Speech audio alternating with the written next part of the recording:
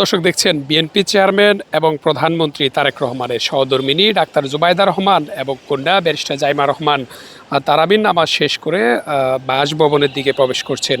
দেখছেন BNP chairman এবং প্রধানমন্ত্রী তারেক রহমানের সহধর্মিণী এবং কন্যা ব্যারিস্টার জাইমা রহমান তারাবির নামাজ শেষ করে তিনি বাসভবনের দিকে প্রবেশ করছেন।